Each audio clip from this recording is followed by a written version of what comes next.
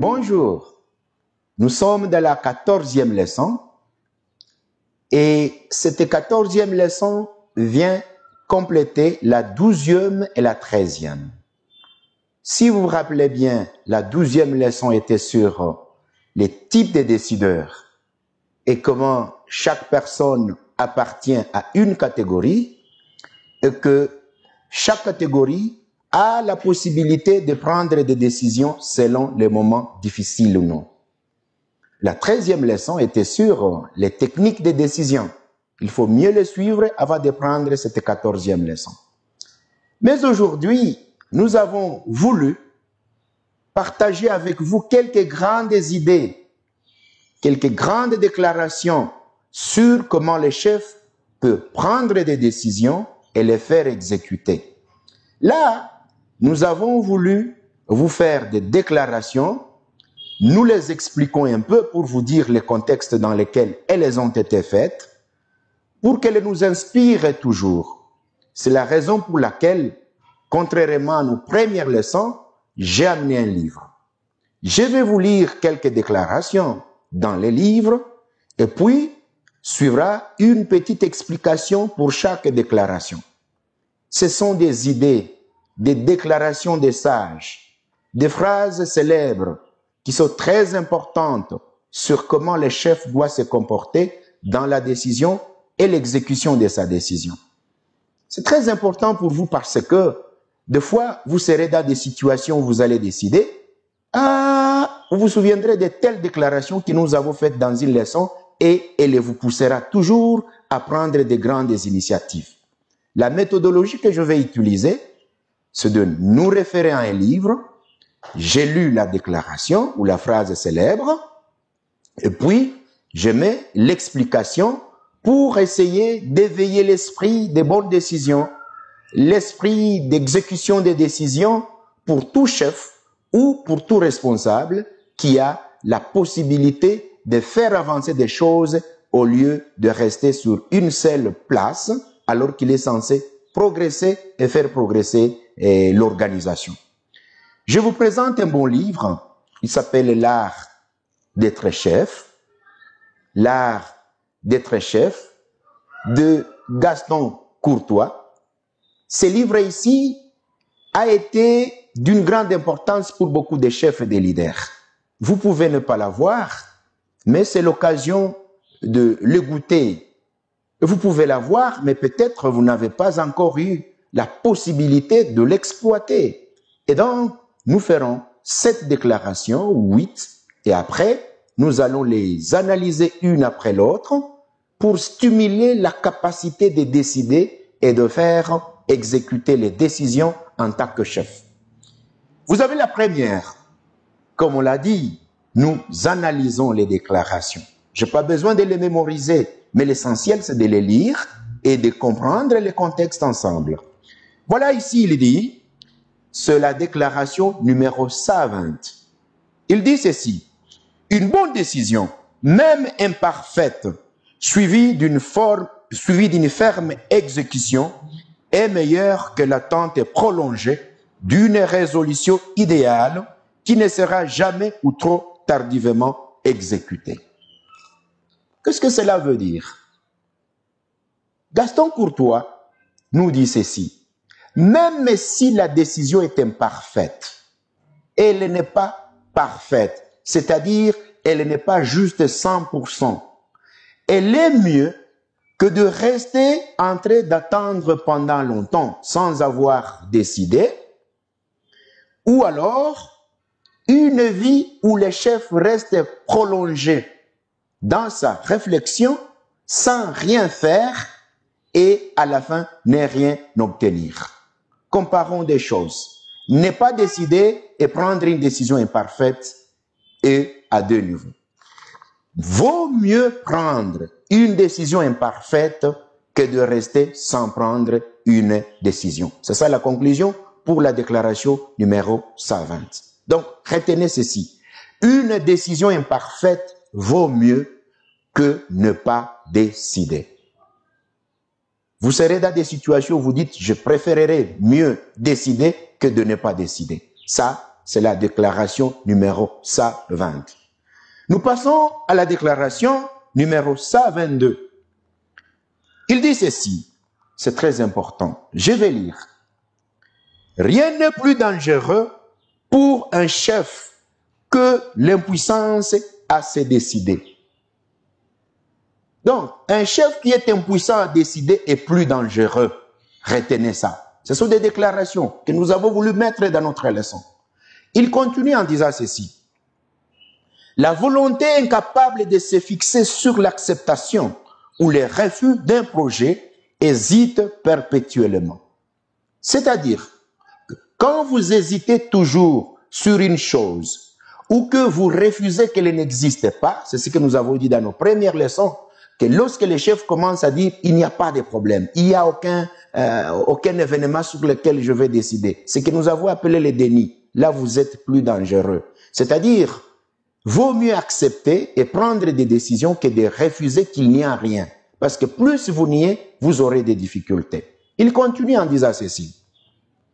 Certes, il faut, avant de se décider, procéder à un examen loyal et consciencieux de solutions en présence. Voilà. Il dit ceci. Vous voulez décider, il faut commencer à faire un examen des événements, un examen de ce que nous appelons ici de la solution en présence. C'est-à-dire, vous dites, je trouve un problème, quelle serait la meilleure solution? Vous commencez à y réfléchir. Il dit ceci. Mais vouloir trouver la solution parfaite et pleinement adéquate est une chimère. Donc, lorsque vous croyez que vous allez trouver une solution très parfaite et adéquate, c'est une chimère. Qu'est-ce que cela veut dire? Lorsque vous pensez que j'aurai une solution meilleure, alors vous serez en difficulté. La solution, la décision à prendre toujours peut ne pas être parfaite, mais l'essentiel c'est de la prendre. Il continue dans cette déclaration numéro 122. C'est en ce sens que décision vaut mieux que précision. Car de cette perpétuelle oscillation du chef naît l'énervement des collaborateurs, l'inquiétude des exécutants, sans parler des pertes de temps et d'argent. Voilà, il dit ceci, plus vous oscillez, vous continuez à bouger entre décision et non-décision, vous aurez trois grandes conséquences négatives. Premièrement, les exécutants vont s'énerver. Les gens qui attendent votre décision comme chef vont se fâcher. Ils vont dire, ça fait une semaine, on n'a pas décidé, nous ne savons pas quelle sera la suite. Deuxième chose, il nous dit que ça fait perdre le temps. Donc, plus vous ne décidez pas, plus vous perdez le temps. Et troisièmement, ça fait perdre l'argent. Il y a des moments où vous tardez de décider le lundi et le mardi, vous décidez avec retard et ça cause du préjudice à l'organisation. La déclaration continue. Elle n'est pas encore finie. Et finalement, sous prétexte d'éviter la précipitation, les chefs indécis provoquent de nouvelles complications. Voilà. Il dit qu'il y a des moments où de grands chefs hésitent de prendre des décisions dans le délai, et quand le délai arrive, il n'a pas pris la décision dans le temps, le délai est déjà dépassé, dans la précipitation, il commence à prendre des décisions qui, au lieu d'apporter la solution, vont créer de nouvelles complications. Chers leaders, comprenez que plus vous retardez de prendre de grandes décisions, l'argent peut se perdre, les gens peuvent s'énerver, mais aussi ça peut vous faire perdre le temps. Et autre chose, à force de prendre vos décisions dans la précipitation, vous pouvez croire que vous résolvez un problème, vous créez un autre. Ce sont des déclarations de sagesse. Troisième déclaration, c'est la numéro 132. Il dit ceci. La capacité de décision est une des qualités spécifiques du commandement. Voilà. Vous commandez les gens, vous êtes chef, vous êtes responsable, vous êtes manager. Si vous n'avez pas la capacité de décision, vous ne méritez pas de commander. Donc, si on vous donne la responsabilité sur les hommes, parmi les grandes qualités que vous devez avoir, c'est la décision. Il continue, il dit ceci. Si en effet, le chef en est dépourvu, c'est la paralysie de l'affaire. Si Les chefs n'ont pas la qualité de décision, c'est la paralysie. Donc, plus vous les chefs, vous ne décidez pas, plus vous paralysez la maison, plus vous paralysez l'organisation. Donc, un chef qui n'a pas la capacité de décider peut paralyser toute une organisation. Il continue, il dit ceci. Et si au contraire, ce collaborateur l'exerce à sa place, c'est l'anarchie. Voilà, il dit, plus vous ne voulez pas décider et que les gens qui travaillent avec vous commencent à décider à votre place, l'anarchie va s'installer. C'est-à-dire, vous commencez à travailler dans une organisation où personne n'est connu pour être décideur. Chacun décide comme il le veut, chacun prend la décision qu'il veut, parce que le commandant, parce que le chef, parce que c'est lui qui est supposé prendre de grandes décisions, n'a pas décidé. Dans cette déclaration numéro 132, nous venons de retenir trois choses. La première chose, c'est que il y a la paralysie de l'organisation lorsque le chef ne sait pas décider. La deuxième chose dans cette déclaration, c'est-à-dire que lorsque vous êtes chef et que vous n'avez pas l'esprit de commandement, c'est que vous allez faire ce que nous appelons être dans l'incapacité de diriger la chose parce que vous allez créer la paralysie. Mais aussi, n'oubliez pas une chose, c'est que lorsque vous serez en train de faire votre commandement et que les gens commencent à décider à votre place, ça va créer l'anarchie. Ce sont ces organisations dans lesquelles, comme le chef n'a pas l'habitude de décider, tout le monde commence à se comporter comme il veut. Et quand vous leur demandez, ils vous disent, bon, personne ne nous a dit à faire. Nous faisons ce que nous pensons. Et c'est l'anarchie. Chers leaders, chers commandants, chers responsables, chers superviseurs, chers managers, comprenez qu'il y a des moments où vous pouvez installer l'anarchie dans l'organisation, tout simplement parce que vous-même, vous n'avez pas su avoir la qualité de commandement dans l'exécution et la décision. Autre déclaration, c'est la 139. Dans notre livre, toujours l'art d'être chef. Nous allons lire.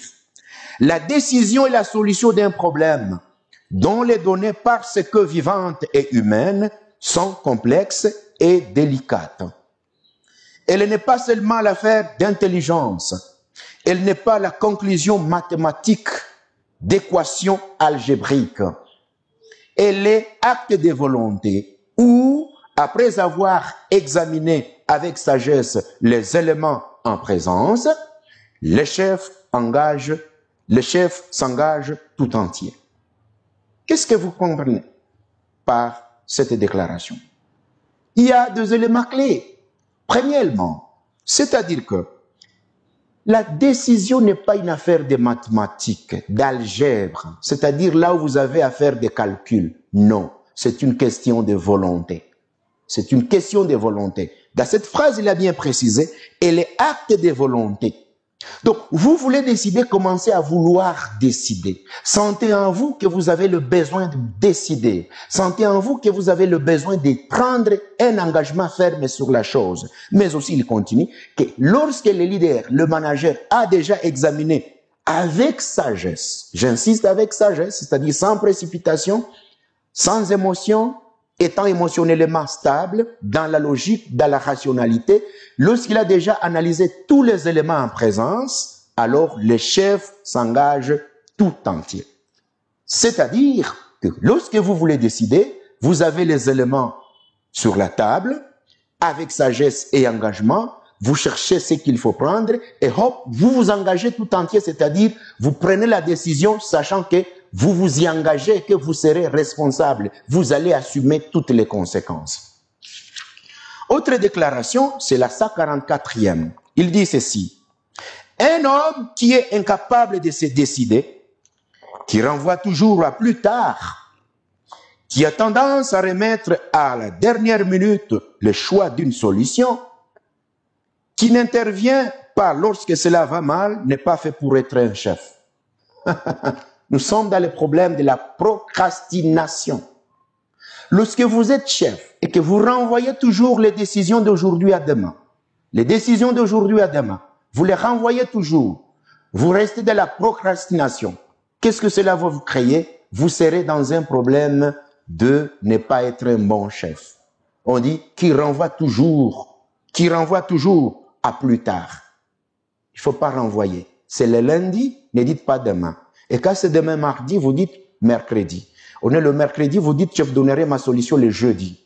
On est le vendredi, vous dites, oh non, non, non, non, le problème m'a acculé, je vais vous donner ma solution le dimanche. Et vous prenez l'autre semaine. Vous renvoyez toujours vos solutions et là, on vous dit ceci, que vous n'êtes pas fait pour être chef. Il dit ceci, un chef se reconnaît à son esprit des décisions. Vivre, c'est choisir et choisir. Vivre, c'est choisir et choisir. Il dit ceci, c'est toujours sacrifier quelque chose. Un homme peut être un savant, un technicien remarquable, un philosophe éminent, s'il ne sait pas prendre en temps utile la décision qui s'impose et la faire respecter, il n'est pas un chef. Voilà un autre problème. Prendre des décisions qui s'imposent et la faire respecter. Voilà un conseil des sages. Vous pouvez être un savant, un technicien, un intellectuel éminent. Si vous n'avez pas la possibilité de faire ces deux choses, prendre une décision qui s'impose et la faire respecter. Combien d'organisations souffrent parce qu'on a pris la décision, mais on ne l'a pas fait respecter? Combien de gens qui savent prendre de bonnes décisions, mais lorsque vous voyez le suivi, l'exécution de la décision, vous trouvez que rien n'a été fait pour l'exécuter. Et là, c'est là où nous avons à attirer votre attention. Faire exécution des décisions est une chose très importante. L'exécution d'une décision compte plus que la prise de décision. Décider, c'est mieux, mais après la décision, qu'est-ce qui s'en est suivi? Dire que nous allons faire telle chose dans l'organisation, c'est mieux. Mais après, comment les agents se sont conduits?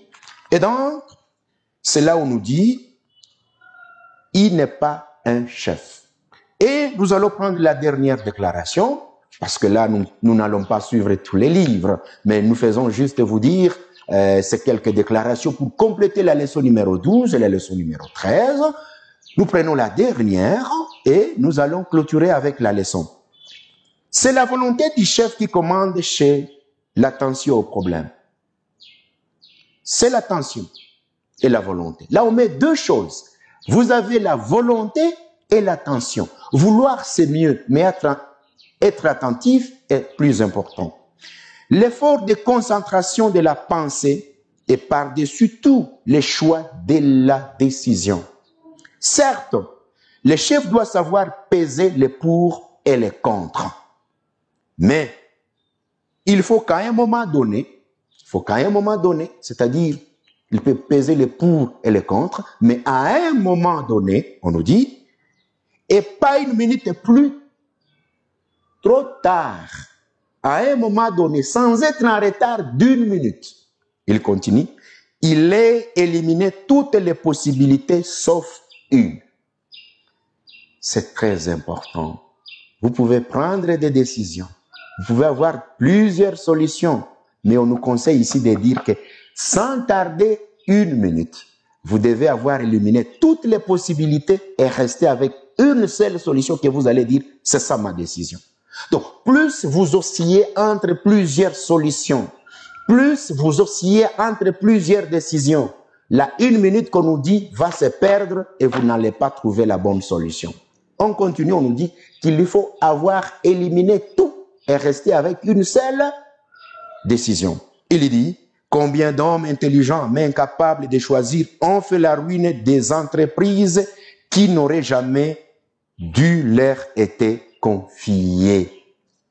Donc on nous dit qu'on a des hommes qui étaient intelligents mais qui ont ruiné leurs organisations tout simplement parce qu'ils n'ont pas décidé dans le délai, ils n'ont pas éliminé toutes les solutions et resté avec une. Et là, on dit qu'on n'aurait pas dû vous confier cette organisation parce que vous l'avez ruinée. Donc, on peut ruiner une organisation si on travaille sans la capacité de décider. Et la capacité de décider ici vient de 4 choses. La volonté, la concentration, l'élimination de toutes les solutions et rester avec une, mais aussi ne pas décider après une minute plus tard, alors qu'on aurait dû voulu décider dans les délais.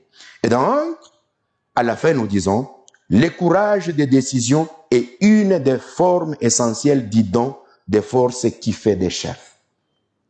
car Dieu vous fait chef, car Dieu vous rend chef. Le premier don qu'il vous donne, c'est la capacité de décision.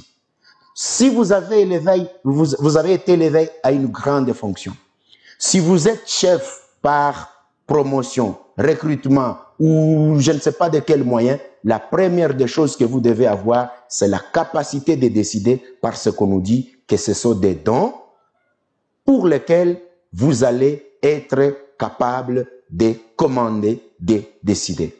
Voilà la fin de notre leçon. Nous sommes à la fin. Nous voilà à la fin de la leçon. Je préfère vous poser 3 questions. Première question. Vous est-il arrivé à décider avec retard? Vous est-il arrivé à décider avec retard?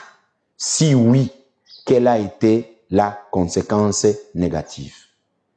Nous voulons que vous nous partagiez votre expérience d'avoir décidé avec retard, parce que là, on nous parle du problème de temps. Deuxième chose, qui est la deuxième question, connaissez-vous un homme qui a ruiné l'organisation pour n'avoir pas bien décidé? Connaissez-vous un homme qui a ruiné une organisation pour n'avoir pas bien décidé? Il faut tirer les leçons. Il faut tirer des leçons. Et la troisième leçon, qui sera une leçon aussi dans la question, c'est celle-ci.